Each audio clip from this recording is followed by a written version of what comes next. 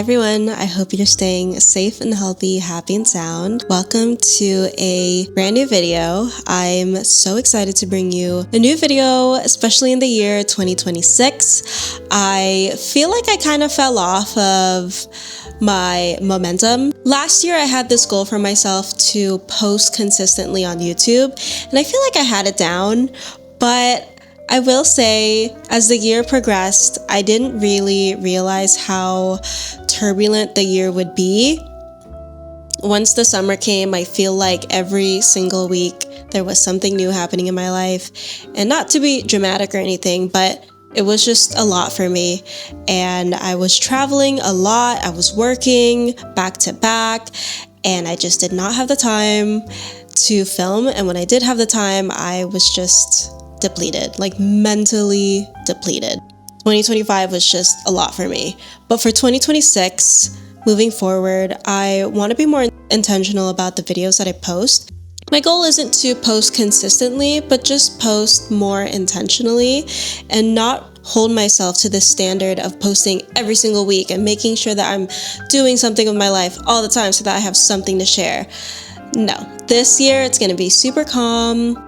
I'm not going to be posting as much, but it's going to be high quality content that I feel really passionate and feel really good about. So the first video of the year is going to, well, actually, by the time you see this, the first video of the year has already uploaded, and that is my Mexico City travel vlog. The first video that I'm intentionally filming for the year 2026 is going to be a journal ecosystem video. I'm really excited to show my journal ecosystem with you. This is something that's become my pride and joy, my reason for living, not to be dramatic, everything. This is everything to me. I know that it's kind of a trendy thing to have a leather journal, but man, even though this is a trend right now, this is something that I'm literally going to keep for the rest of my life. And I truly believe that because it's become something that I reach for like at all hours of the day. Yes, hi. Okay, I'm filming. What was I saying? I love this fucking thing. It was the best thing that I've ever purchased. This leather journal specifically is from Paper Republic. I bought it for around $70 and I've had it since October and it looks pretty good. I really just throw it in my bag. I take it everywhere with me and it looks really good considering I don't like quote unquote take care of it. Anyway, I'm really excited to share with you my journal ecosystem because it keeps me productive. It allows me to write down all of my thoughts every single day, and it also allows me to expand my brain a bit more.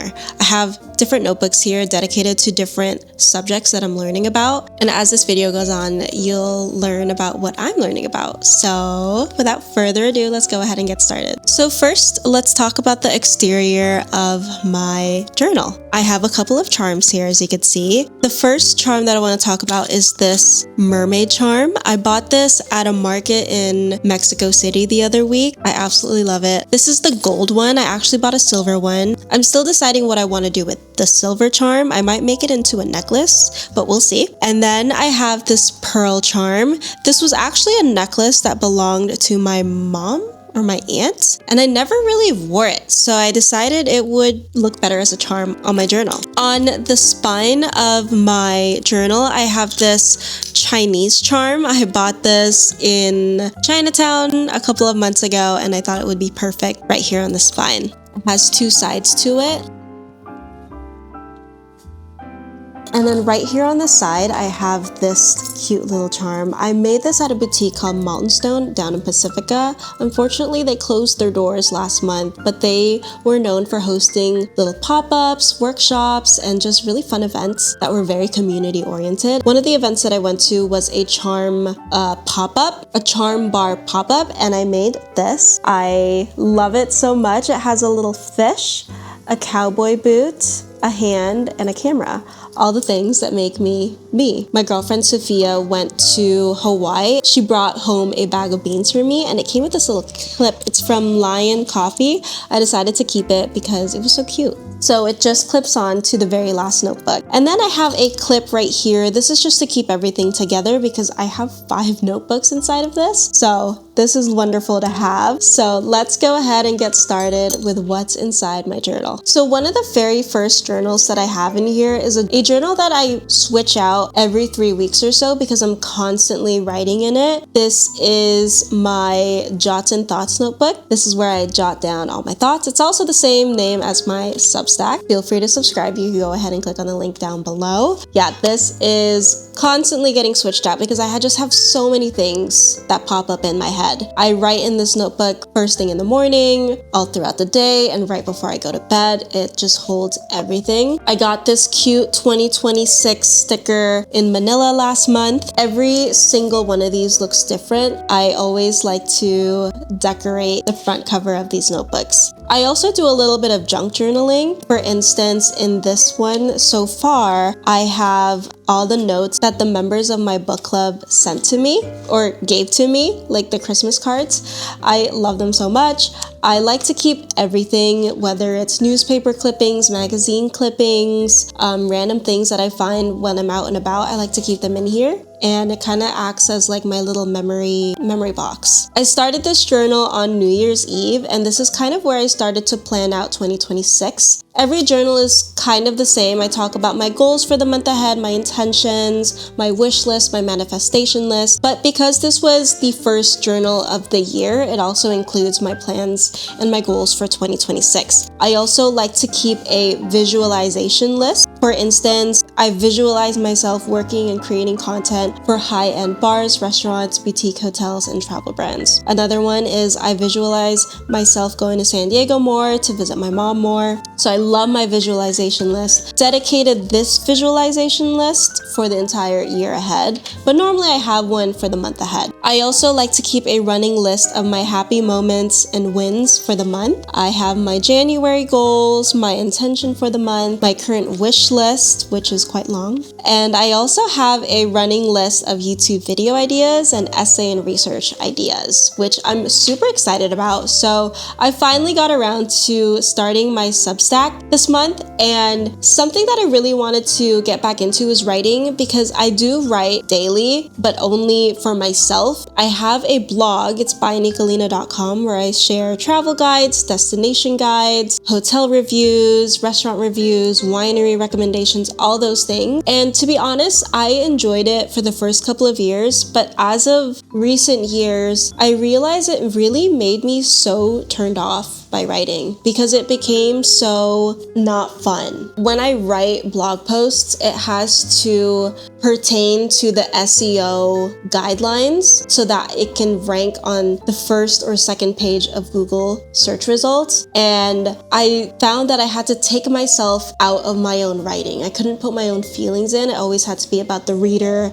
and how they could benefit from that post, which, you know, I totally respect. But I miss writing for myself. I miss writing to share with others about how passionate I am about certain topics. I just couldn't do that with my blog because it would ruin my SEO score, which sounds stupid, I know. That's why I really love Substack. It kind of reminds me of Tumblr. I really want to get back into researching things and falling in love with learning again, falling in love with writing. That's exactly what Substack does for me. So I have this running list of things that I really want to research and learn more about, and then eventually write about on Substack. For instance, I want to explore the cause and effect of traveling, portals, finding third places in San Francisco, traveling according to astrocartography, because I'm super into that. Be on the lookout for my Substack. I'll be posting those very soon. I also recently got my San Francisco Public Library card, so I'll be going to more museums and going to the library to learn more about these topics that I want to write about. So that's that. That is my first notebook. My second notebook is something that I'm super passionate about right now. This is where I get to do my shadow work prompts to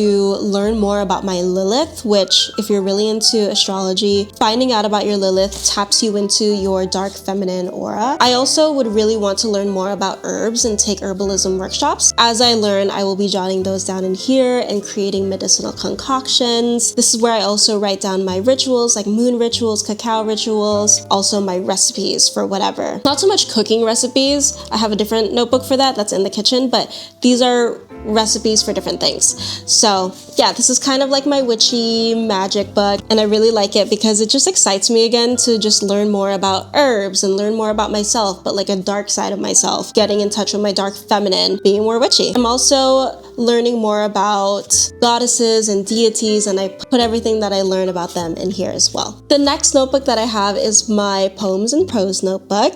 This is where I write down all of my poems and just spoken word. So this is where I get really passionate.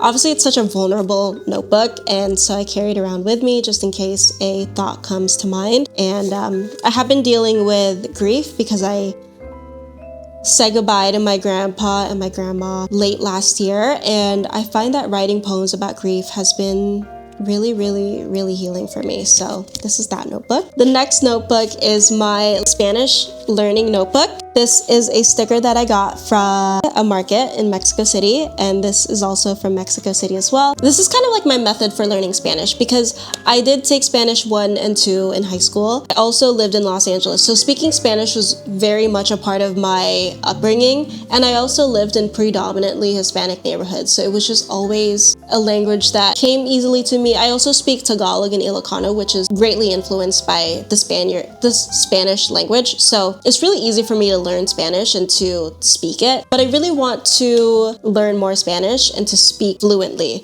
So my method right now is I write a couple sentences in Spanish every single day. Normally it's like how my day went, what I'm doing for the day, my outfit, my cat. It's just random things, and I write it down here. And then another thing that I do is I bought a couple of Spanish books in Mexico City, and what I'm doing is I'm translating them and seeing if I'm correct, and that really helps me to strengthen my Spanish speaking skills. So that's what I do in this notebook. This is La Estatua de su Olvido. This is the statue of what you forget. Yeah. Hilarious. It means the statue of what you forgot, or the statue of what you're forgetting. I gravitated towards this because, again, I am grieving, and this is all about death. These are poems about death. So, and I really love the illustrations. They're so beautiful. I honestly would get them tattooed on me. That's also one thing that I'm really into, is getting more and more tattoos. I'm really into seeing street art and getting them tattooed on me, which is super fun. It makes me like super aware of my surroundings. It's nice to see something on the street that someone created and then having it on your body. I feel like that's super unique. The last notebook that I have in here is my She's Out of Town notebook. This is where I jot down all of my ideas for my clients or for my agency. She's Out of Town is a content marketing studio.